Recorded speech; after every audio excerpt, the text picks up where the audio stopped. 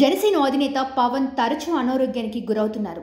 పవన్ జ్వరం కారణంగా ప్రచార షెడ్యూల్లోనూ మార్పులు జరుగుతున్నాయి. పవన్ 2 రోజులకు ఒకసారి అనారోగ్యానికి గురి కావడం, ప్రచార సభలు సైతం రద్దవుతుండటంతో కూటమి నేతలు ఆందోళన చెందుతున్నారు. అటు కూటమి నేతలే కాక సొంత పార్టీ నేతలు సైతం పవన్ అనారోగ్యం వలన ఇబ్బందులు ఎదుర్కొంటున్నారు. ఎన్నికలకి సమయం దగ్గర పడుతుండటంతో పవన్తో ప్రచారం తమకు ఉపయోగపడుతుందని భావించి సభలకి సిద్ధమవుతున్నారు. అన్ని రకాల పర్మిషన్స్ తీసుకుంటున్నారు. పవన్ సభలకి అవసరమైన ఖర్చులు భరిస్తున్నారు. శ్రేణుల్ని సమాయత్తం చేయడం, క్యాడర్ని సమీకరించడానికే ముందుగానే ఏర్పాట్లు చేసుకుంటున్నారు. అందుకు భారీగానే ఖర్చు చేస్తున్నారు. తీరా సభ ఉందనగా అది రద్దు కావడంతో ఆందోళన చెందుతున్నారు.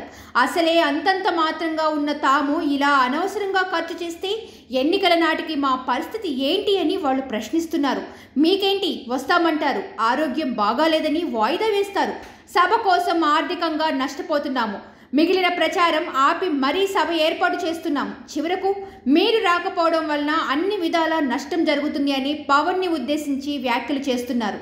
మళ్ళీ పవన్కి జ్వరం వచ్చింది, దాంతోపాటు ఇంకేదో శ్వాసకోశ సమస్య ఉండటంతో తరచూ ఎలర్జీ వస్తుంది.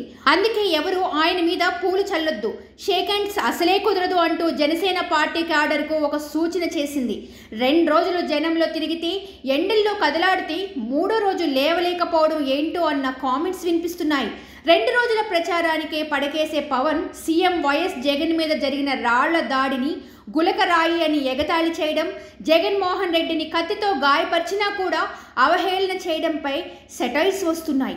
సినిమాల్లో 100 మందిని ఎగరేసి కొట్టే పవన్ సభల్లో మాత్రం తమను బ్లేడ్తో కోస్తున్నారని చెప్పడం, చిన్న ఫీవర్ వస్తే వారం రోజులు రెస్ట్ తీసుకోవడం అంటూ హైదరాబాద్ వెళ్ళిపోవడం చూస్తుంటే అలాంటి ఆయనకు రాజకీయాలు అవసరమా?